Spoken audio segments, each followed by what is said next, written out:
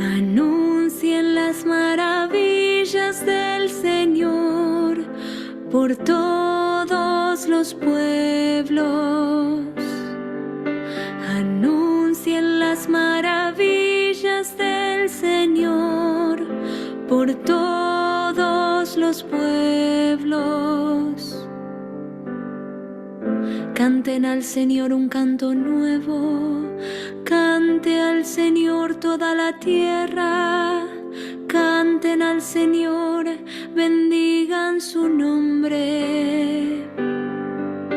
Anuncien las maravillas del Señor por todos los pueblos. Día tras día proclamen su victoria, anuncien su gloria entre las naciones y sus maravillas entre los pueblos. Anuncien las maravillas del Señor por todos los pueblos.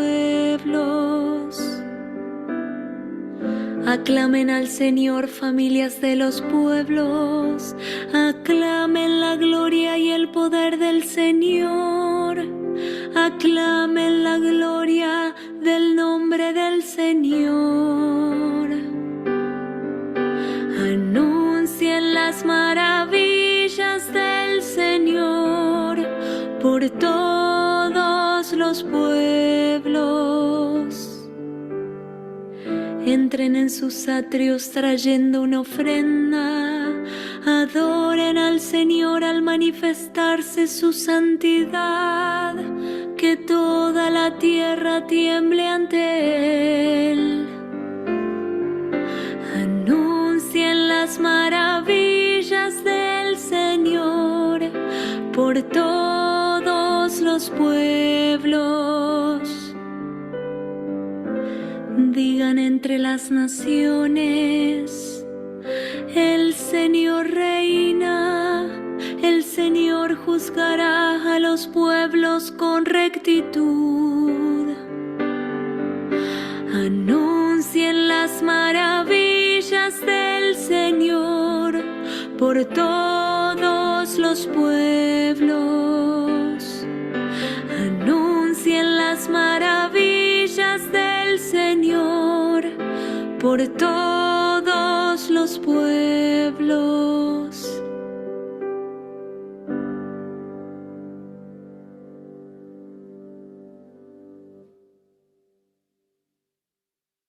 Hola, buenas noches. Qué placer, qué gusto de volvernos a encontrar esta noche, esta tarde-noche de eclipse, aquí en nuestro espacio virtual de Biblia, en nuestra clase de Pablo, apóstol de Cristo. Espero que te encuentres bien de salud, al igual que toda tu familia, y que estos días pasados, desde los días del Triduo Pascual dentro de la Semana Santa y la semana que continuó, la octava de la resurrección del Señor, la hayas vivido con un espíritu distinto este año. Recuerda que era uno de nuestros propósitos principales el que pudiéramos vivir de una manera diferente las celebraciones de tu parroquia, de tu iglesia, de tu preferencia, y espero, deseo de corazón que hayamos podido lograr este objetivo y pues aunado a ese gran propósito, deseo que estos días de descanso, por qué no decirlo también, hayan sido provechosos para ti, para tu familia, para su solaz y esparcimiento, para salir, para llenarte de nuevas vivencias y de ánimo para seguir adelante. Y pues ahora agradezco tu preferencia esta noche y deseo que podamos seguir aprendiendo de la mano del Espíritu Santo, conociendo las epístolas de Pablo, el apóstol de Cristo. Bueno, pues dicho lo anterior, vamos a comenzar como debe de ser, como todas las sesiones lo hacemos, poniendo nuestra voluntad, nuestro discernimiento y nuestra capacidad junto a Jesús de Nazaret y al Espíritu Santo para que nos ayude a entender mejor su palabra a través del apóstol Pablo, el apóstol de Cristo. Te invito a que juntos digamos en nombre del Padre, del Hijo y del Espíritu Santo. Amén. Padre nuestro que estás en el cielo, santificado sea tu nombre. Venga a nosotros tu reino. Hágase tu voluntad en la tierra como en el cielo. Danos hoy nuestro pan de cada día. Perdona nuestras ofensas, como también nosotros perdonamos a los que nos ofenden. No nos dejes caer en la tentación y líbranos del mal. Amén. Gloria al Padre, al Hijo y al Espíritu Santo, como era en el principio, ahora y siempre, por los siglos de los siglos. Amén. E invocamos al Espíritu Santo y decimos, oh Espíritu Santo, don de Dios y fuerza de lo alto, fuente de agua brotante de vida eterna, desciende y mora en nuestros corazones. Haznos verdaderos adoradores del Padre. Condúcenos a la plenitud de la verdad y transfórmanos en testigos de Jesús para llevar su nombre hasta los confines de la tierra. Amén. Bueno, pues esta noche comenzamos nuestra sesión escuchando un bello canto inspirado en el Salmo 96. Salmo 96 del canon hebreo, que se correspondería al 95 del canon griego. Te comento, te ha de llamar un poco la atención que en salmos anteriores, el número del salmo hebreo quedaba por arriba de el de la nomenclatura griega. Y te voy a hacer nada más porque tengas el conocimiento. Esto se da porque en cierto momento algunos salmos se fraccionaron solamente en el canon hebreo y otras ocasiones se fraccionaron en el canon griego. Por lo tanto, hay un desfasamiento después de un determinado número de salmos en cuanto al número. Y estos al final del salterio de los 150 salmos se van a volver a emparejar. Entonces te lo comento porque, por ejemplo, para que entiendas, uno de los salmos más hermosos que todo mundo oímos y nos fascina, el Salmo 23 del Buen Pastor. En muchos lugares lo conocen por el Salmo 23, en otros por el Salmo 22. No importa el número, ¿no? Lo que importa es el contenido del Salmo. Pero ahí tú podrás entender esa diferencia en el conteo. Pero te repito, así como en determinado momento se desfasan, llegará el momento dentro del salterio en que volverán a emparejarse. Nada más para que entiendas el porqué de este desfasamiento. Bueno, este Salmo 96 es un himno, es una de las particularidades de este Salmo, y este Salmo tiene el soporte de muchos otros salmos más que por su contenido dieron el material suficiente para que se escribiera este Salmo 96. Y el sustento profético viene de Isaías, concretamente viene de Isaías capítulo 40, versículos 17 al 20. Este, lo que Isaías marca en este capítulo, recordemos que ya se viene acercando la fecha en que Jesús iba a venir a este mundo por voluntad de Dios Padre. Entonces, ya aquí era otra la perspectiva que se tenía acerca de la próxima venida del Mesías, del Señor. Por esa razón, ya habían regresado los deportados judíos de Babilonia, no se diga tiempo atrás, ya habían pasado los tragos amargos, los del reino del norte, del asedio asirio. En el caso de los del sur de Judea, fue el estar deportados en Babilonia. Ya había pasado esos tragos amargos, esos tragos que muchos de los estudiosos judíos entendían que era una etapa obligada porque habían ellos ofendido a Yahvé Dios, porque se habían apartado de todos los lineamientos de vida y religiosos que habían aceptado cuando fue aquel episodio en el monte Sinaí, en donde Yahvé Dios aceptó que este pueblo hebreo, este pueblo judío, fuera el pueblo de su propiedad, y a cambio de eso les pidió fidelidad en cuanto al culto. No les estaba pidiendo, en realidad, no puedes reconocer a ningún Dios, porque sabía bien Yahvé que estaban con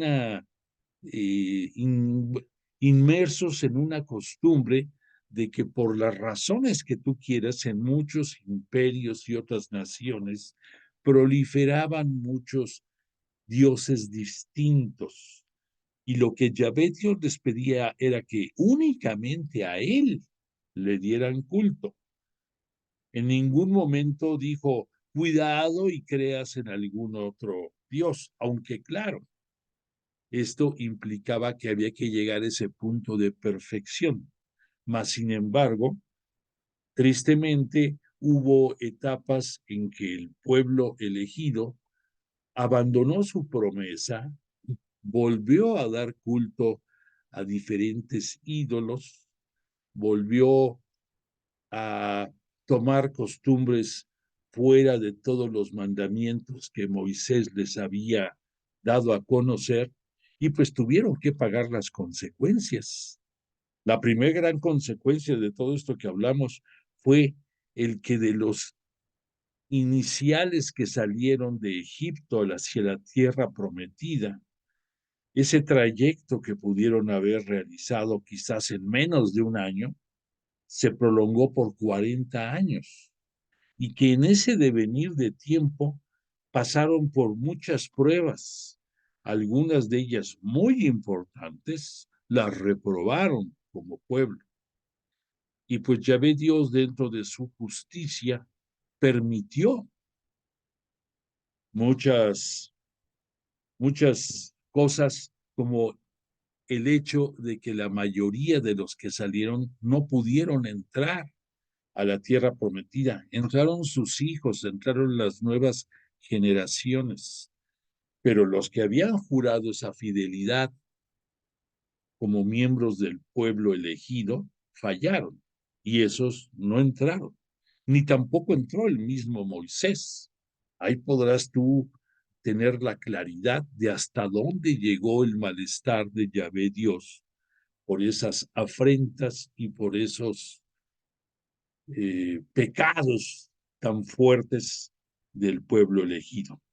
Bueno, pues todo esto te lo comento porque pues ya ha pasado todos estos tragos amargos y el pueblo ha entendido que deben de ser fieles al compromiso, porque así estaba acordado. Y en el canto que escuchamos se habla mucho acerca del honor, de la gloria que deben de prodigarle siempre al Señor. Y aquí ya viene perfilándose lo que va a ser la historia escatológica de la iglesia. Ya aquí se está perfilando también en este canto lo que va a ser la conclusión de la historia de la salvación, que esto se va a dar con la segunda venida de Cristo en toda su gloria y esplendor al final de los tiempos. Entonces, en esta narrativa que escuchamos, ya se ven las luces de esos nuevos episodios que se van a vivir. Y por eso, pues, reviste un significado muy especial este bello salmo. Bueno, pues ahora te voy a comentar nuestra intención de esta noche que le hacemos a Jesús de Nazaret a través de su Espíritu Santo. Hoy, para que puedas entender nuestra petición, hoy, dentro de la liturgia, se celebra, porque todavía ahorita hay algunas misas, se celebra la anunciación de Jesús Cristo, la anunciación del Mesías a María.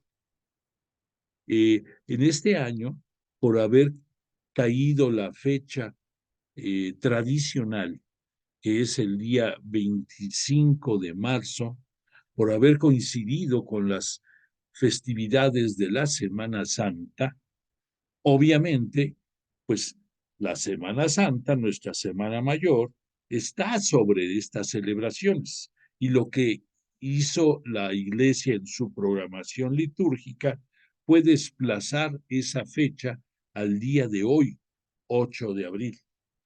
Pero pues si tú has tenido oportunidad de conocer un poco acerca de los evangelios de Lucas, ahí hermosamente nos narra cómo el arcángel Gabriel se le aparece a María, a la siempre Virgen María, y le anuncia que ha puesto gracia ante los ojos de Dios y que ella va a ser el seno que albergue al unigénito de Dios. Y María no se niega, al contrario, reafirma su disposición y entonces, aunque no en la celebración eh, cristiana católica, no tenemos una fecha que nos hable de la encarnación del Hijo de Dios, pero ahora sí que viene junto con pegado a la celebración de la Anunciación, continúa en automático la encarnación del Hijo de Dios. Y entonces, si no hubiera la siempre Virgen María aceptado la gracia que Dios le daba de ser ella la carne que iba a dar albergue en su seno al unigénito de Dios, la historia hubiera sido otra, definitivamente. Y esa esclava del Señor, como comentó María al ángel, hágase en mí su voluntad. Eso, si no hubiera sido esa fiat que se le llama en latín a la respuesta de la Virgen, ese sí acepto, no se hubiera dado la encarnación y no se hubiera dado la historia de la salvación como la conocemos. Entonces, pues bendita sea por siempre la Virginal María, bendita sea su aceptación incondicional a ser madre del Salvador, del Mesías, y también posteriormente va a ser la custodia por designio de su Hijo Jesús, de su iglesia. Y por lo tanto ya no solamente va a ser madre de Jesús, recordemos que en los momentos clave de la crucifixión todavía Jesús nos la regala a nosotros, nos comparte la dicha de que Él era hijo de María y nos hace también hijos de ella por su gracia de Jesús de Nazaret. Y entonces María, además de convertirse en Madre Nuestra, también se convierte en el templo, en el sagrario que va a estar siempre custodiando la iglesia de su Hijo. Entonces, es algo maravilloso, algo grandioso lo que hoy estamos celebrando, lo que este día estamos celebrando.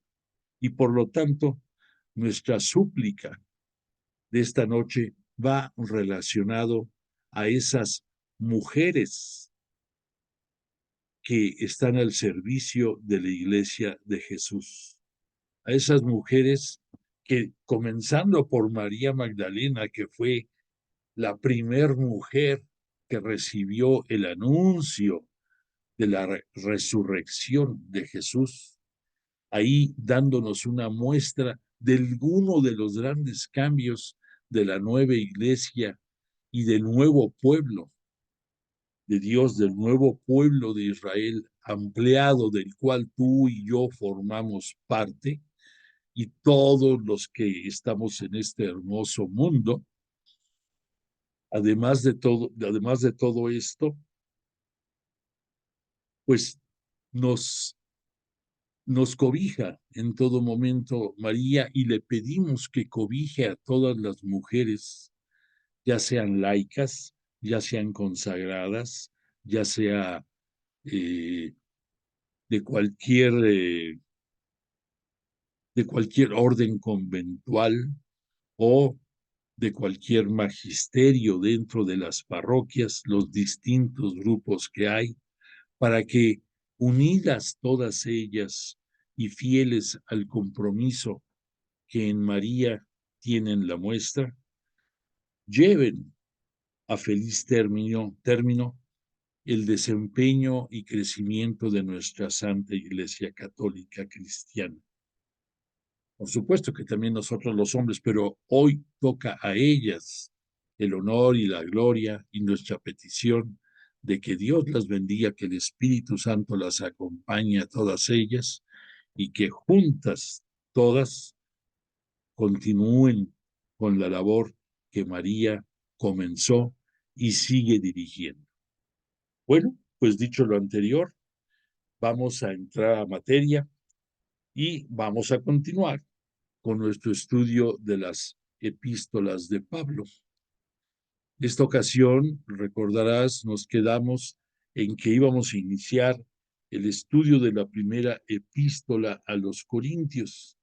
Y te quiero decir, la epístola a los Corintios, junto con la epístola a los Gálatas y junto con la epístola a los Romanos, forman la trilogía del pensamiento doctrinal de Pablo que nos lega en aquellos tiempos a los integrantes de estas comunidades cristianas católicas y actualizándonos a todos nosotros, integrantes del pueblo de Dios, que encontramos en sus epístolas una riqueza invaluable.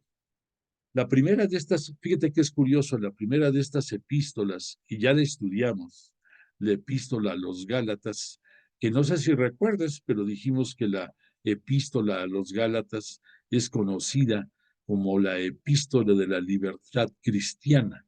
¿Por qué? Pues porque era la primera epístola que sentaba las bases de la nueva religión bajo la enseñanza evangelizadora de Pablo. Y esto fue en el año 53.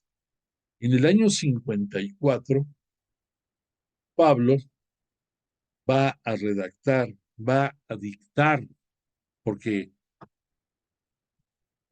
hay alguien que interviene en estar escribiendo el pensamiento doctrinal del apóstol, y estando en la ciudad de Éfeso, va a redactar esta epístola a los Corintios, esa comunidad de la que él formó parte por los años 50, 51, y que deseaba volver a regresar, cosa que el destino no se lo permitió.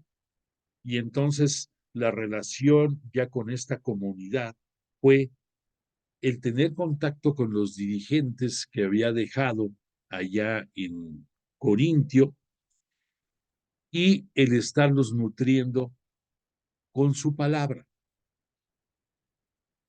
Hay una diferencia muy grande entre las epístolas primeras que hemos visto, más o menos el largo, el tamaño de ellas es un promedio de 5 capítulos. En el caso de la epístola a los Corintios y la epístola a los Romanos, va a ser un cambio sustancial porque son 16 capítulos cada una de ellas. De ahí entenderás en gran parte la riqueza del contenido de estas epístolas.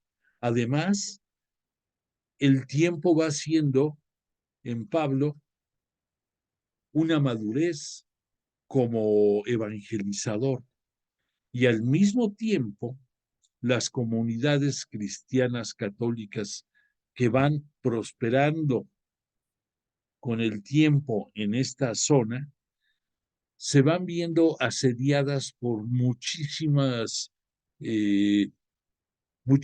corrientes, algunas ideológicas, porque estamos hablando de una iglesia que fue fundada en muchas comunidades, recordarás aquí en este mapa, en esta península griega y en esta parte norte de Asia, en el que la influencia de las culturas como Babilonia, como Asiria, como Grecia, y otras más, era bárbara. Entonces, no se pueden comparar las características de una comunidad de esta zona con aquellas que pudieron haber tenido la comunidad de Jerusalén o las de Antioquía de Siria, porque allí ni el paganismo, ni la idolatría, ni las costumbres de toda esta zona habían permeado a estos lugares. Punto número uno. Punto número dos, porque en esa diáspora que dijimos fue propiciada después de la deportación de los judíos hacia Babilonia, muchos de ellos ya no regresaron. Y entonces fueron judíos que sin haber nacido en la zona de la península siria, eran originalmente judíos, religiosamente hablando, pero influenciados por un estilo de vida totalmente diferente a lo que habían vivido sus padres y sus abuelos que habían estado en Jerusalén y todas las zonas aledañas. Entonces, tenemos judíos con características distintas. Por otro lado, civilizaciones con costumbres y tradiciones muy distintas que estaban asediando, que estaban presionando, que estaban manifestándose en el día a día en las comunidades cristianas católicas de esta zona. Y por otra parte, porque el arranque, el inicio de la evangelización de este Pablo, recordemos que era el querigma de Jesús, o sea, querigma, muerte y resurrección. Y punto. Así se arrancó con esa verdad enorme. Pero poco a poco, dentro del crecimiento de las comunidades, se van dando situaciones particulares que van obligando a que Pablo, como luz, como guía de esta evangelización en esta zona, tenga que esforzarse, tenga que aplicarse, pudiéramos decir, en ir dándole respuesta a inquietudes que iban surgiendo en estas comunidades. Y por lo tanto, pues vamos a contemplar en esta epístola a los Corintios muchos aspectos diferentes a los que hemos visto en el estudio de las anteriores epístolas. Concretamente, aquí tenemos una posibilidad de cómo estaba Pablo haciendo sus estudios en Éfeso, redactando sus cartas, y vamos a entrar con el fondo de esta imagen a lo que viene siendo su primera epístola a los Corintios. Te quiero dar un último comentario. Se presume que esta epístola a los Corintios, en primer lugar, para nosotros van a ser dos epístolas, la primera y la segunda. En su conjunto es la gran epístola a los Corintios y por lo tanto el contenido pues se enriquece. Pero por otra parte, se presume que estas epístolas fue el concentrado de varias cartas que en diferentes momentos el apóstol envió a estas comunidades. Y tan es así que fue en parcialidades que se presume que la primer carta dirigida a los corintios se perdió y probablemente corresponda al contenido que vemos en el capítulo 5 de esta epístola, en parte de esos versículos. Pero entonces, vete metiendo en la cabeza que la epístola a los Corintios son dos y que están conformadas por pequeñas cartas que el apóstol envió a la comunidad de Corinto y que en su conjunto integran ya la gran epístola a los Corintios, primera y segunda. Y te repito, estas dos epístolas, junto con la de Gálatas y junto con la de Romanos, es la espina dorsal de la evangelización de Pablo hacia las comunidades respectivas y son el culmen de su pensamiento doctrinal, porque vas a ver en el desarrollo de esta epístola que ya no solamente son los conceptos iniciales que le conocíamos a Pablo, que tocaba en las cartas, sino que van agregándose conceptos diferentes por situaciones particulares que van a obligar a que Pablo se vaya metiendo aspectos doctrinales, aspectos morales, aspectos de convivencia dentro de la comunidad y que vaya conformando un nuevo estilo que debía de privar en las comunidades de acuerdo a su pensamiento, pero pues que no va a ser cosa fácil. Entonces, con ánimo, con buena intención, vayamos conociendo cómo se desarrolla esta primera epístola. Vamos a comenzar por el principio, por el capítulo 1 de esta epístola. Y dice, Pablo, llamado a ser apóstol de Cristo Jesús por la voluntad de Dios, y Sóstenes, el hermano, a la iglesia de Dios que está en Corinto. Me detengo tantito. Vamos a apreciar ya que la distinción de Pablo en cuanto a las personas que integran la Santísima Trinidad va siendo más específica. Va hablando de las tres personas, Padre, Hijo y Espíritu Santo, consubstanciales y cada uno autónomos, pudiéramos decir, que, que esto lo va puntualizando cada día más el apóstol.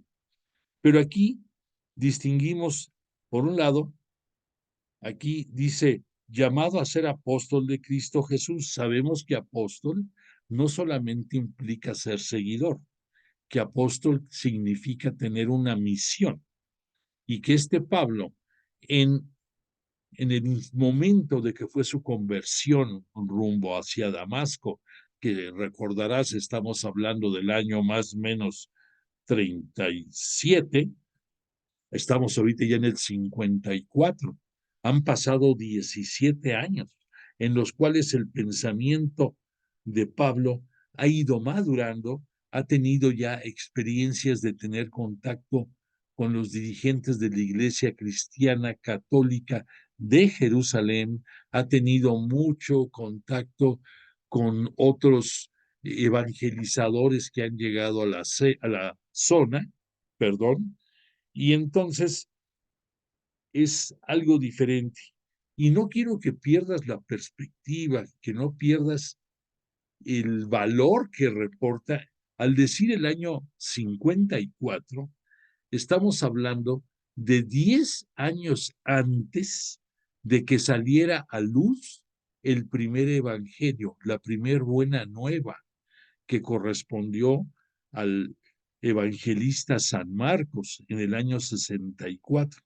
Entonces, también aprecia la osadía, pudiéramos decir, de los conceptos que Pablo va a ir manejando 10 años antes de que salieran los evangelios. Es más, el pensamiento y las definiciones de Pablo influyeron tremendamente en la redacción de los evangelios, tanto de Marcos como de Mateo y de Lucas primordialmente, de los sinópticos. Y llega a ver en el evangelio de San Juan también algunas luces de los pensamientos de Pablo. Entonces es admirable que este Pablo, sin haber conocido a Jesús, y que además había sido un acérrimo perseguidor de él, de Jesús, en cuanto a su religión, en cuanto de luchar en contra de los judíos que estaban dejando su religión para cambiarse al cristianismo católico. Es impresionante cómo ha madurado este Pablo. Entonces aquí, en este principio, queda muy palpable esta grandeza de Pablo. Cuando dijo aquí, y Sóstenes el hermano a la iglesia de Dios que está en Corinto, no sé si recuerdes quién es Sóstenes, pero te refresco la memoria. Cuando este Pablo estuvo en la ciudad de Corinto y fue asediado por las comunidades judías, como fue perseguido toda su vida, había una sinagoga que estaba, que comandaba un tal Crispo, no sé si recuerdes. Y este Crispo no solamente escuchó a Pablo, sino que se convirtió al cristianismo católico. Entonces, el dirigente de esa sinagoga desapareció. ¿Y quién crees que vino a suplirlo a Crispo? Sóstenes. Es más, no sé si recuerdes, en su momento la comunidad judía les molestaba tanto el trabajo de este Pablo que quisieron ir a buscar a Crispo para golpearlo y para arrastrarlo frente a los tribunales romanos allí en esta zona de Corinto. Y al no encontrarlo a Crispo, al que arrastraron fue a Sóstenes, al que pues, hicieron como lazo de cochino. Y este Sóstenes, también con el paso del tiempo, también se va a hacer cristiano católico. Perdóname, déjame tomar un traguito de agua.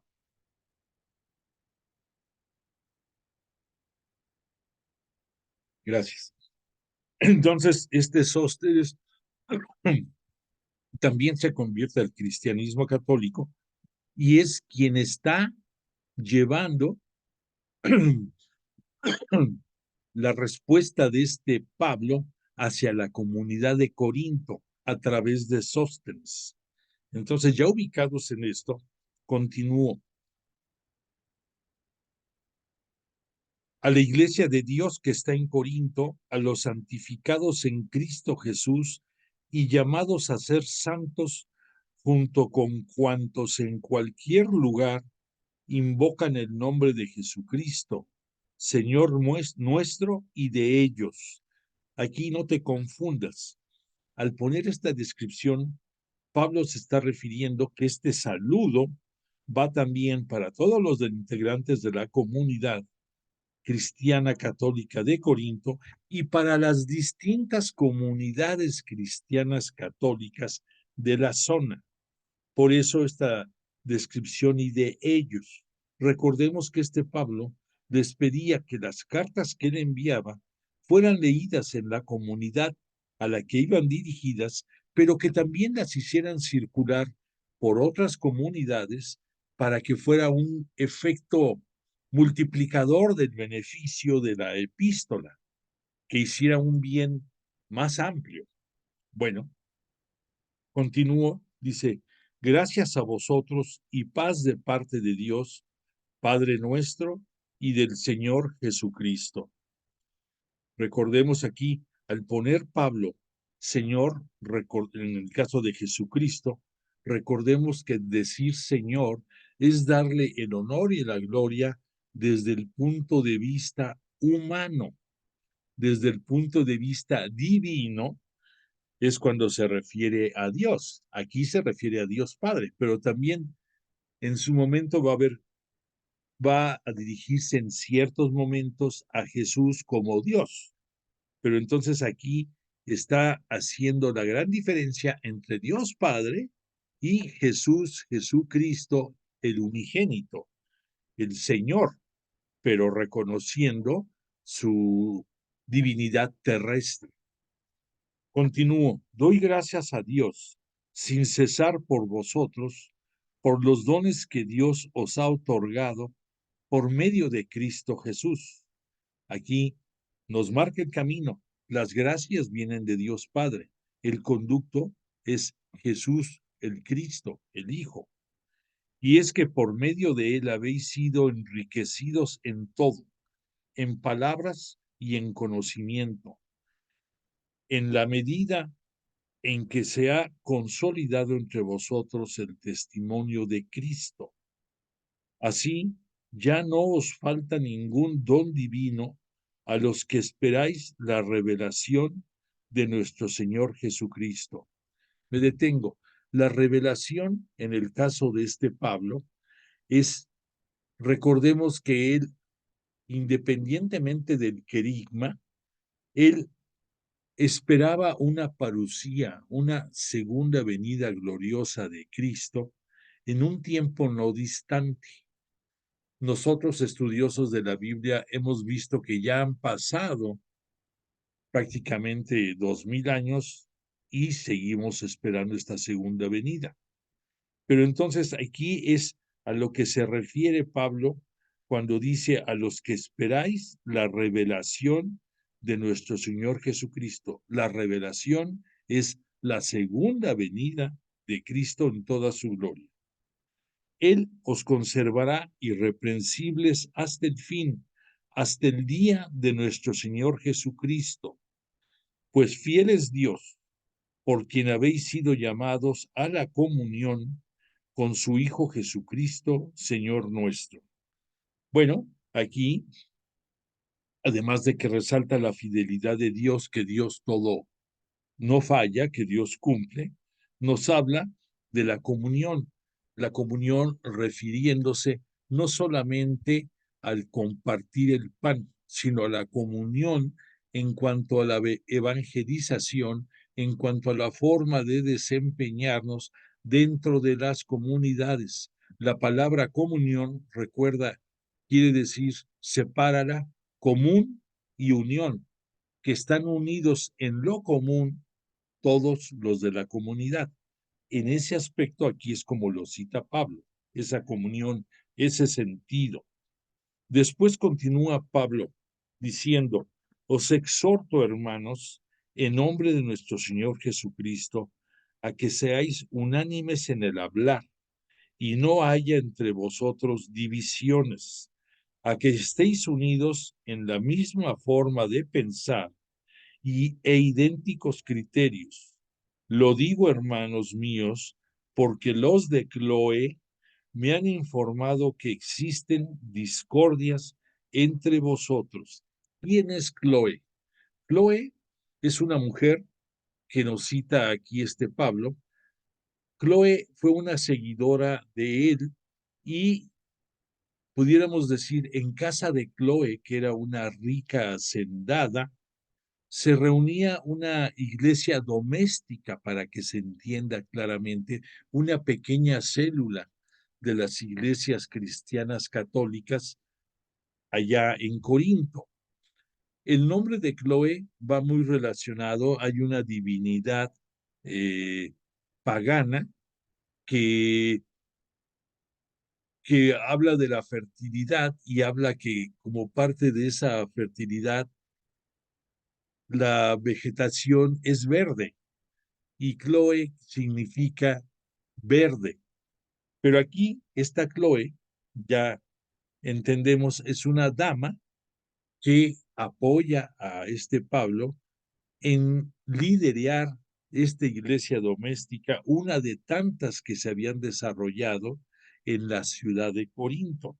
Y esta Chloe le había hecho llegar por algún medio a Pablo comentarios de que ella distinguía diferencias o rivalidades entre algunas iglesias domésticas de la ciudad de Corinto, que había discordia entre vosotros. Y yo creo que eso lo has de entender. Si actualmente en muchos momentos dentro de nuestras propias comunidades parroquiales o de la iglesia, no me digas que luego no tienes envidia por X gente o te sientes muy soberbio o te sientes la última Coca-Cola del desierto, que no puede haber a nadie mejor que tú, no sé, sentimientos humanos que tristemente resaltan en las comunidades. Entonces aquí Pablo los está invitando a que de acuerdo a ese comentario de Chloe,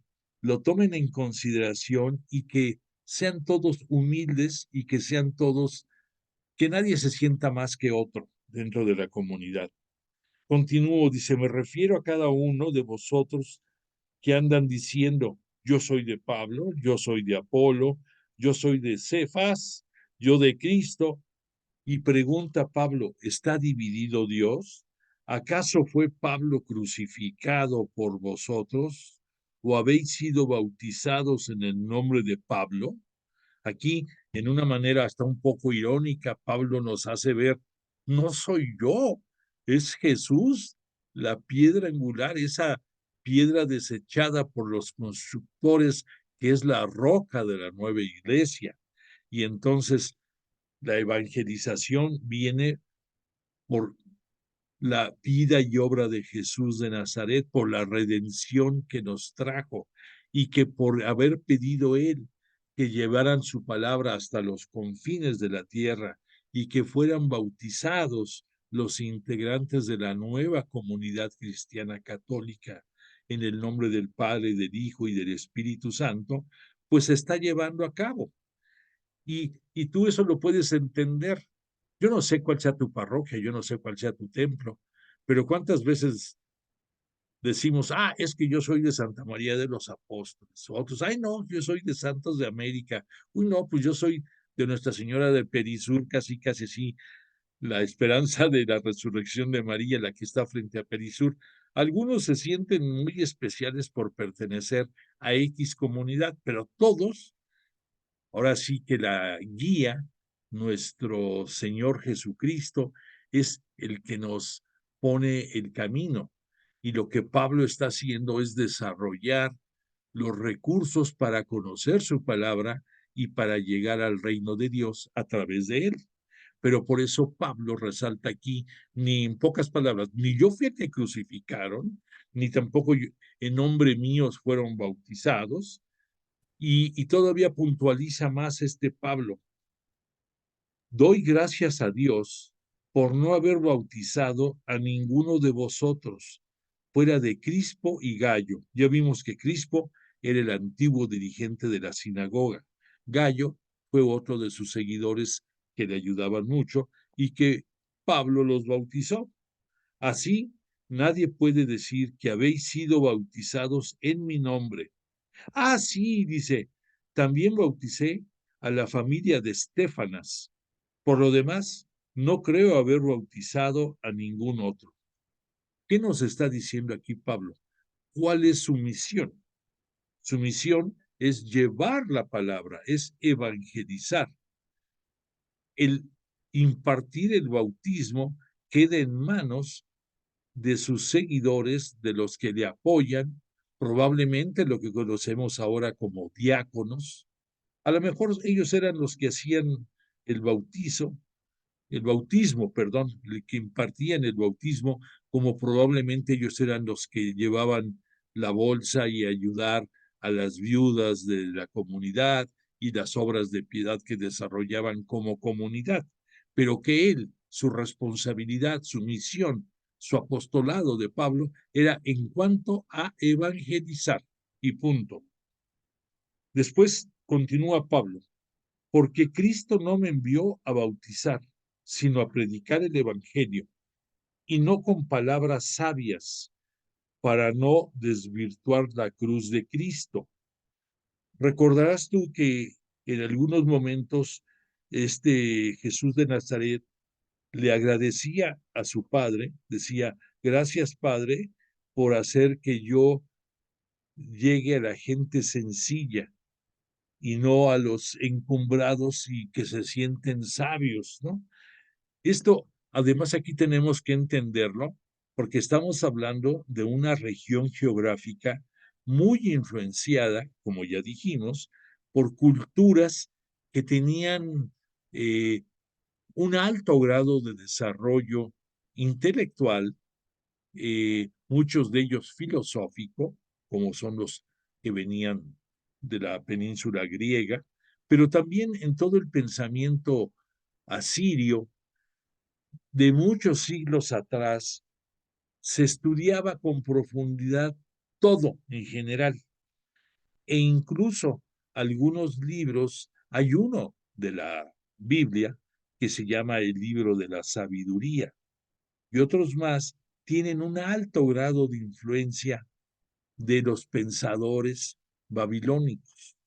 Entonces, todo esto pues ejercía presión en esta zona de Corinto, por lo cual entendemos el por qué Pablo dice esto de que no se desvirtúe la cruz de Cristo. O sea, Cristo vino para dar su vida por todos, incluyéndote a ti y a mí en la cruz, y gracias a eso darnos redención y darnos remisión del pecado. Pero entonces Cristo no fue entendido por los sabios de aquella época, mas sí fue acogido por los humildes. Y en esos humildes no solamente es en cuanto a condición socioeconómica, sino a los humildes de espíritu, a los pobres de espíritu. Continúo. Pues la predicación de la cruz es una locura para los que se pierden, mas para los que se salvan, para nosotros, es fuerza de Dios.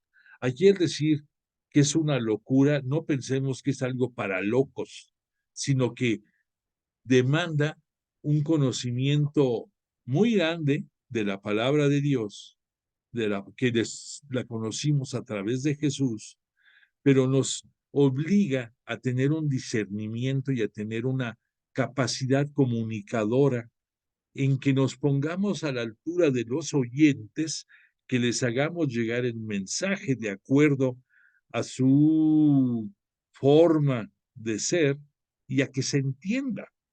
Pero si queremos usar, como dijeran, palabras chipocludas y encebolladas, pues nomás no la vamos a lograr, ¿no? Entonces aquí dice, Pablo continúa, porque dice la Escritura, destruiré la sabiduría de los sabios e inutilizaré la inteligencia de los inteligentes. ¿Dónde está el sabio? ¿Dónde está el doctor? ¿Dónde el intelectual que se ciñe a simples criterios humanos?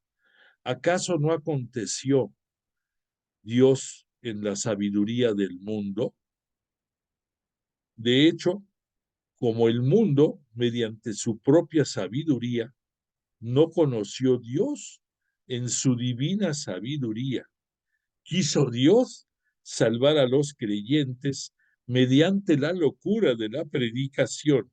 Que no nos perdamos, aterricemos lo que estamos aquí escuchando. Recordemos que la palabra mundo tiene tres acepciones. Uno, el mundo geográficamente hablando, la Tierra, el planeta. Otro, el mundo refiriéndose a la influencia del maligno en el dominio del pecado de toda la gente, sin importar dónde esté. Ese asedio, ese constante ataque que nos conduce a caer en las tentaciones y a caer en el pecado, eso también se refiere a ser parte de este mundo pecador. Y la tercera acepción del mundo también es desde el punto de vista eh, este, poblacional, desde el punto de vista de una nación, de un determinado lugar, de un determinado espacio geográfico.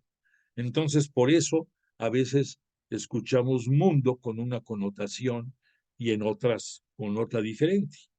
Entonces, lo importante es que dice Jesús, que nos dio a conocer la palabra de Dios, a los integrantes de este mundo, a los pecadores, nos lo hizo entender independientemente de que toda la sabiduría viene de Dios y que toda la sabiduría se encuentra también en Jesús, el unigénito de Dios.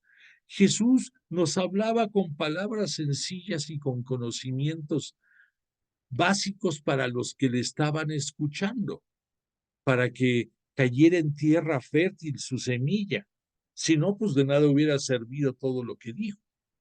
Bueno, entonces por eso estos términos que utiliza Pablo y dice, continúan, así mientras los judíos piden señales y los griegos buscan sabiduría, nosotros predicamos a un Cristo crucificado, escándalo para los judíos, locura para los gentiles, pero para los llamados, lo mismo judíos que griegos, un Cristo que es fuerza de Dios y sabiduría de Dios.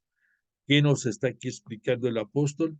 Que hay diferentes medidas para entender la palabra de Dios a través de Jesús. La primera, como le pedían los judíos, que ellos buscaban signos.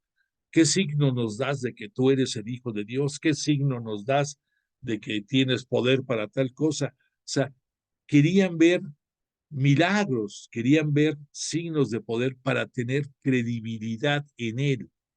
Los griegos, que dominaban una sabiduría más elevada, conocimientos filosóficos, pedían muestras de justificación de que la forma de pensar y de actuar de Jesús venía de acuerdo a los sofismas platónicos, a lo que los Aristóteles y otros más habían dicho, que pudiera demostrarse esa contundencia desde el punto de vista filosófico.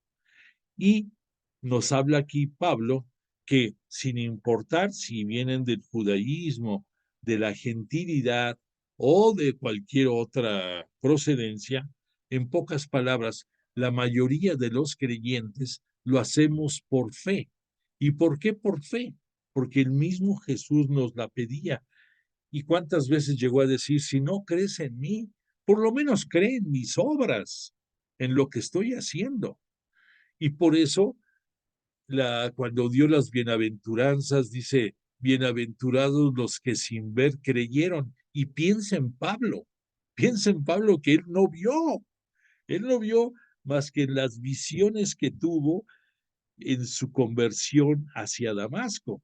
Pero ahí está la prueba contundente de que se puede tener fe en alguien aún sin haberlo no conocido físicamente, ni de haber contemplado ninguno de los signos de poder que muchos más pudieron hacerlo. Por lo tanto, lo que se requiere en esas personas y sigue siendo vigente en ti, en mí y en todos, es fe en Jesús. Y al tener fe en Jesús, llegamos a Dios Padre. Y esto, pues, con la obra y el poder del Espíritu Santo. Redondeamos todo. Bueno, Cristo es la fuerza de Dios y la sabiduría de Dios, porque la locura divina es más sabia que las personas y la debilidad divina más fuerte que las personas. O sea, aquí entendamos, la divinidad está por encima de cualquier sabiduría terrenal y la sabiduría divina no la podemos entender los terrenales, en pocas palabras. Bueno, mirad, hermanos, quienes habéis sido llamados. No hay muchos sabios según la carne. Recordemos que el término de según la carne se refiere a tu cuerpo.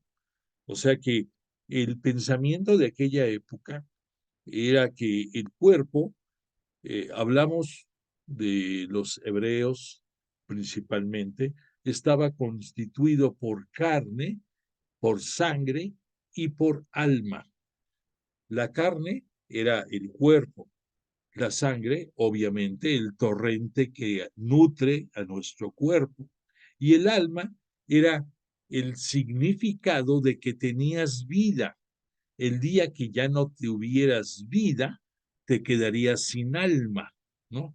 Y por eso, en parte, los judíos, dentro de sus lineamientos, prohibían que se consumiera carne y sangre, independientemente de que había restricciones sobre qué tipo de carne podían no consumir y cuál sí, nunca se tocaba la sangre, porque para ellos la sangre era algo muy especial. Y por eso entenderás por qué cuando Jesús muere en la cruz, derrama hasta la última gota de su sangre por nosotros, ¿no? Porque está entregando su vida hasta el extremo. Y pues también, dicho sea de paso, lo que los judíos no entendían del Espíritu, nosotros sí lo vamos a entender, porque en el momento de su crucifixión, posterior a su muerte, cuando es traspasado su corazón por el centurión romano, ¿qué brotó del corazón de Jesús? Sangre y agua. Y el agua, independientemente de que es un elemento que en los momentos sublimes de una agonía y muerte puede aparecer, también es una de las formas en las cuales se manifiesta el espíritu, al igual que se manifiesta en las nubes, al igual que se manifiesta en ráfagas de viento, igual que se manifiesta en el agua. Entonces, para nosotros, ya estudiosos de la Biblia y ansiosos conocedores de la vida y obra de Jesús de Nazaret, entendemos el porqué de su divino corazón salió agua y sangre.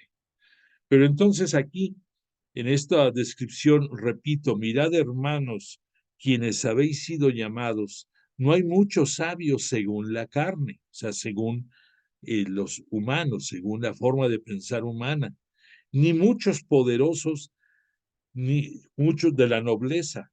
Dios ha escogido más bien a los que el mundo tiene por necios para confundir a los sabios, ¿sí? Nosotros somos necios y testarudos y los sabios no nos entienden, dicen esta bola de tarados, pero pues la palabra va dirigida hacia nosotros, no hacia los sabios. Bueno, y ha elegido a los débiles del mundo para confundir a los fuertes. Dios ha escogido lo plebeyo y despreciable del mundo, lo que no es, para reducir a la nada lo que es. En pocas palabras, Jesús se goza en los humildes, humildes de espíritu. De este modo, ningún mortal podrá alardear de nada ante Dios. De Él os viene que estéis en Cristo Jesús. Claro, es la voluntad del Padre que nosotros lleguemos a Él a través de su unigénito, a través de Cristo Jesús, el cual hizo Dios para nosotros sabiduría de Dios. Por eso, la sabiduría es un verbo conjugado. ¿Cómo conocemos a Dios? ¿Cómo se presentó ante Moisés cuando le decía, oye, ¿cómo voy a decirle al faraón quién me manda?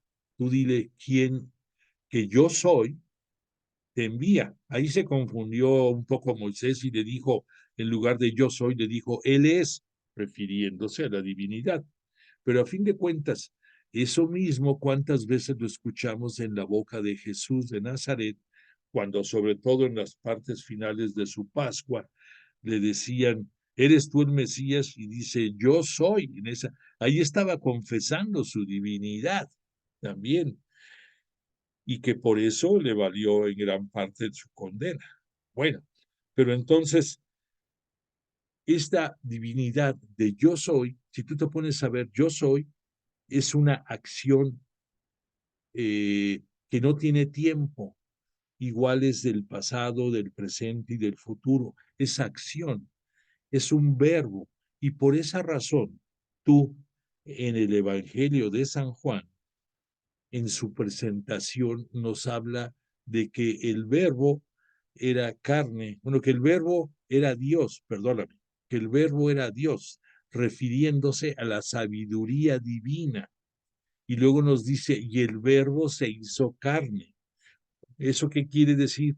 Que la sabiduría de Dios a través de Jesús de Nazaret, su unigénito, su único hijo, va a llegar a este mundo portando toda la sabiduría del Padre. Y por eso la expresión y el verbo se hizo carne. Ya le entendiste ahora un poquito mejor. Bueno, Entonces, dice,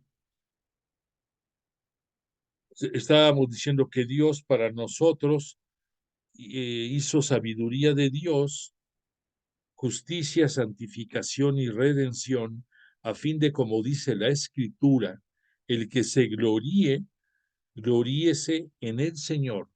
¿Y qué conocimos en Jesús de Nazaret, sobre todo en el momento de su Pascua, cuando le decía al Padre, Padre, glorifícame como yo te glorifico a ti? Es una retroalimentación entre el Padre y el Hijo. Bueno, entonces aquí se refiere Pablo a que el que se gloríe en el Señor. O sea, en pocas palabras, gloria y honor solamente a Dios, gloria y honor a Jesús. Nada más. Gloria y honor también al Espíritu Santo, las tres personas de la Santísima Trinidad. Entramos al capítulo segundo. Ya ves, aquí vamos lento porque aquí ya se está deschongando el Pablito y nos está dando a conocer conceptos diferentes que no nos había dado a conocer antes. Dice, capítulo segundo, yo mismo, hermanos, cuando fui donde vosotros a anunciaros el misterio de Dios, aquí se refiere Pablo a que sigue siendo Jesús el misterio de Dios. No entendemos mucho, es un misterio definitivo. No confié mi mensaje al prestigio de la palabra o de la sabiduría, pues solo quería manifestaros mi saber acerca de Jesucristo y además crucificado. O sea, él, ¿a qué se dedicó en sus inicios Pablo? A hablarnos del querigma, muerte y resurrección de Jesús. Para poder resucitar tenía que morir. ¿Y dónde murió? En la cruz. ¿Y por qué murió? Por la remisión del pecado. Muy bien.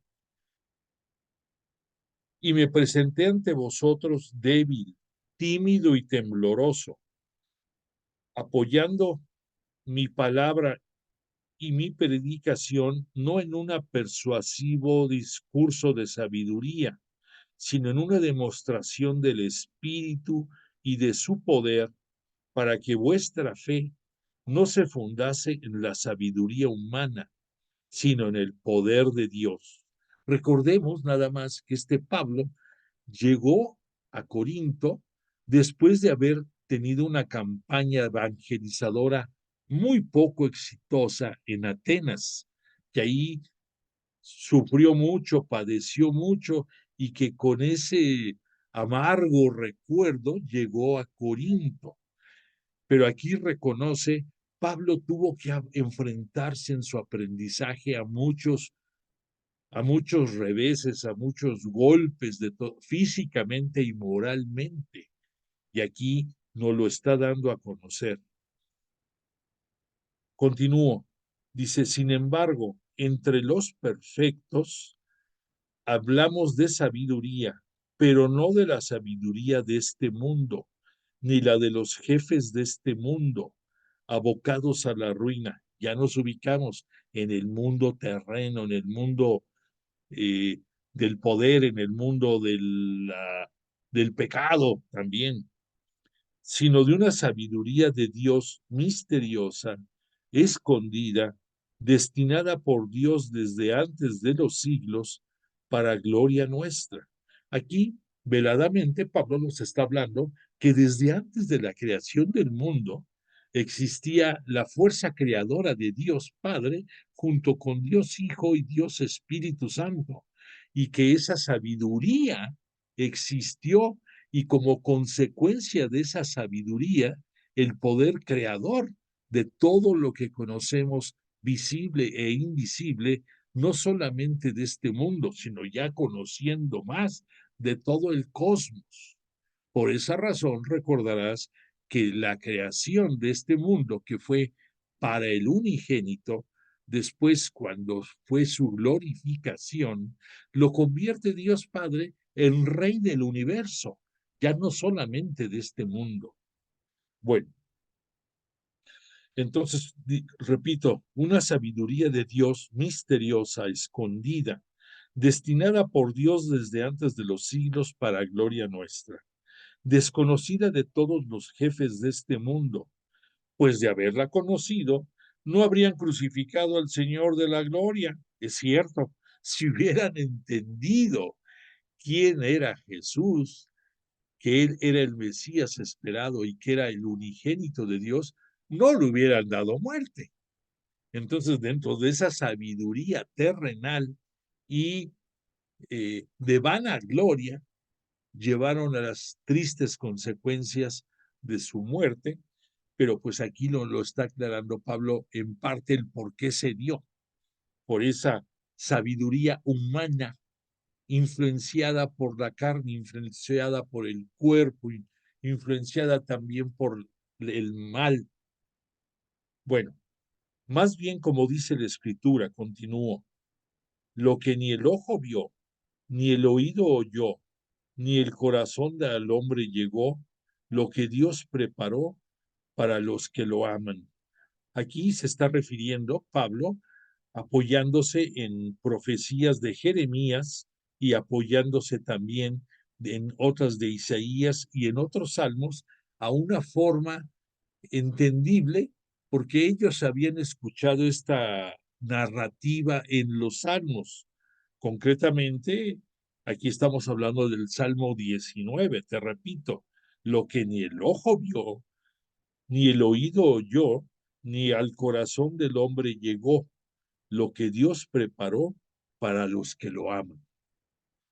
Continúo. Dios nos reveló todo esto por medio del Espíritu Santo. Aquí no lo aclara del Espíritu Santo, pero cita Pablo, nos los dio a conocer por su Espíritu. Y ese Espíritu sabemos que es el que Jesús de Nazaret nos va a enviar para darnos a conocer todo lo que no pudieron comprender sus apóstoles y muchos de sus discípulos, y para que desde ese momento permanezca entre nosotros como la guía que nos habla del poder divino, del poder de Jesús de Nazaret, y está junto a nosotros. A ese espíritu se refiere Pablo. El espíritu todo lo sondea hasta las profundidades de Dios. En efecto, ¿qué persona conoce lo íntimo de la persona, sino el espíritu de la persona que está en ella? Del mismo modo, nadie conoce lo íntimo de Dios, sino el Espíritu de Dios. Nos referimos al Espíritu Santo. Y nosotros no hemos recibido el Espíritu del mundo, sino el Espíritu que viene de Dios, para conocer los dones que Dios gratuitamente nos ha concedido. De estos dones también hablamos, pero no con palabras propias de sabiduría humana, sino enseñadas de la sabiduría por el Espíritu, expresando realidades espirituales en términos espirituales. O sea, en pocas palabras, tú a través de tu bautismo recibiste al Espíritu Santo.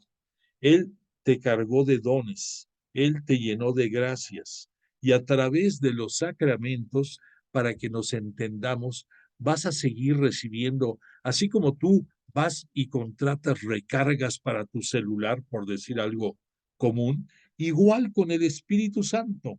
Tú a través de los sacramentos, como es el sacramento de la Eucaristía primordialmente, estás recibiendo cargas adicionales del Espíritu Santo. Y cuando por algún momento determinado o alguna acción te impone las manos el sacerdote, te unge con los santos óleos, ya sea en una unción de enfermos, ya sea en una ceremonia de orden sacerdotal o de una extremaunción, estás recibiendo más Espíritu Santo. Pero este Espíritu Santo no puede venir de nada que no sea de Dios, de algo también del propio Espíritu. No pensemos que lo que recibimos de Espíritu viene de algo material. Tiene que proceder de algo espiritual, no de algo material. Bueno, continúo. El ser humano naturalmente no acepta las cosas del Espíritu de Dios, pues las considera una locura y no las puede entender pues solo espiritualmente pueden ser juzgadas. En cambio, la persona de espíritu lo juzga todo y a ella nadie puede juzgarla, porque ¿quién conoció la mente del Señor para instruirle? Pero nosotros tenemos la mente de Cristo. O sea, tenemos gracia sobre gracia, porque además de la gracia de que por su muerte nos redime del pecado y por su reacción nos da la opción de la vida eterna, también gracias a su Espíritu Santo nos hace conocer su mente y nos hace conocer la voluntad divina a través del Espíritu Santo que permanece junto a nosotros. Paso al capítulo 3. Yo, hermanos, no pude hablaros como a personas espirituales, sino como personas carnales, como a niños en la fe de Cristo. Os di de beber leche y no alimento sólido, pues todavía no lo podíais soportar, y ni siquiera ahora lo soportáis, pues seguís siendo carnales, porque mientras haya entre vosotros envidia y discordia, ¿no creéis que seguís siendo carnales y vivís en lo humano? Cuando dice uno, yo soy de Pablo, y otro, yo soy de Apolo, ¿qué estáis procediendo según criterios más que humanos? O sea, aquí es muy claro Pablo en decirnos que, que él, la enseñanza que nos dio fue equiparable a la formación de un niño, de un infante, que en un principio no puede aceptar otro alimento más que leche, comenzando por la materna. En aquellos tiempos, pues, que yo sepa, no sé si hubiera alguna otra leche distinta de la materna o quizás de una cabra, de una vaca, etcétera, etcétera. No había fórmulas como ahora tenemos para muchos bebés. Sin embargo, por no tener un estómago formado, tiene que ser gradual, poco a poco, y ya después nos van nutriendo con alimentos sólidos en un grado eh, que va modificándose de acuerdo a la formación de nuestro estómago. Igual aquí Pablo se refiere a la enseñanza que les dio a los integrantes de Corinto, que por estar consciente de que somos parte de la carne, parte de lo humano, nos fue dando sus conocimientos evangelizadores adecuados a ese nivel de comprensión y que poco a poco va a, lo va a, no nos lo avisa, pero nos va a ir dando alimento de mejor calidad. Y pone como evidencia para que te des cuenta de que sigues tú perteneciendo al humano, no te ufanas tú por decir algunos, yo soy de Pablo, otros, yo soy de Apolo. ¿Recuerdas quién fue Apolo? Apolo fue un también evangelizador que sin pertenecer al grupo de este Pablo, eh, que había sido formado en otras latitudes, hablaba de Jesús y hablaba también de Dios, y que en un momento dado, este Pablo, a través de una visión, Jesús le aclara, quien está conmigo no está contra mí. A ti que no te importe quién está diciendo algo en pro de la evangelización, en pro del conocimiento de Dios y mío. Y es correcto. O sea, no te preocupes si conoces a ese formador o no, siempre y cuando se esté guiando por el Espíritu Santo. Y si no está en contra de Jesús, no puede estar en contra de Dios, ni tampoco puede estar en contra de Pablo como evangelizador. Continúa. ¿Quién es pues Apolo y quién es Pablo? Servidores por medio de los cuales habéis creído. Cada uno trabajó según el designio del Señor. Yo planté y Apolo regó, mas fue Dios quien proporcionó el crecimiento. De modo que el que se planta y el que riega, nada son sino Dios que proporciona el crecimiento. Bueno, pues con esto vamos más lentos de lo que yo hubiera deseado, pero el tiempo nos está ganando. Vamos a dejar aquí la reflexión de esta epístola. Recordemos, para la clase próxima vamos a partir de este capítulo 3. Y repito, te pido una disculpa porque tenemos que ir poco a poco por esta epístola a los Corintios, perdón, porque es muy importante. Entonces, bueno, aquí está más o menos una narrativa de lo que hemos estado viendo aquí un poco hasta el punto estamos ahorita comenzando el punto 6. Del punto 1 al punto 5 lo estuvimos viendo en la noche de hoy y espero que te haya quedado claro y que te haya servido los comentarios que hemos hecho acerca de esta epístola. Te invito a que des testimonio de que estuviste en nuestra clase. Deseo que tengas una buena semana. Le agradecemos mucho a Jesús y a su Espíritu Santo que nos haya acompañado esta noche y pues que todos tengamos salud para poder volvernos a encontrar en este espacio virtual de nuestra clase de Biblia.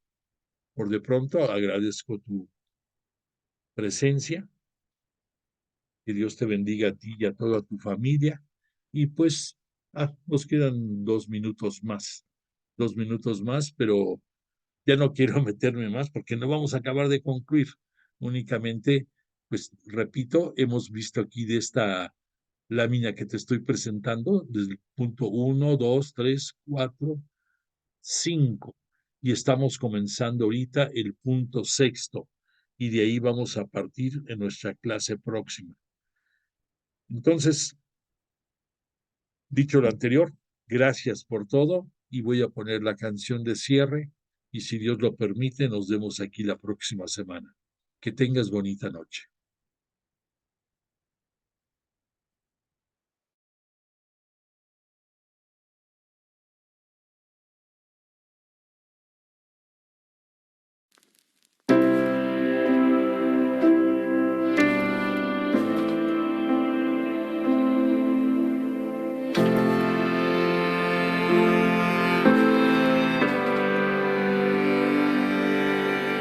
No existe un corazón que ame más que aquel que dijo sí hasta el final. No descansó, nunca dudó, lo hizo todo con fe y con amor. Desde el principio recibió la gracia que viene solo de Dios.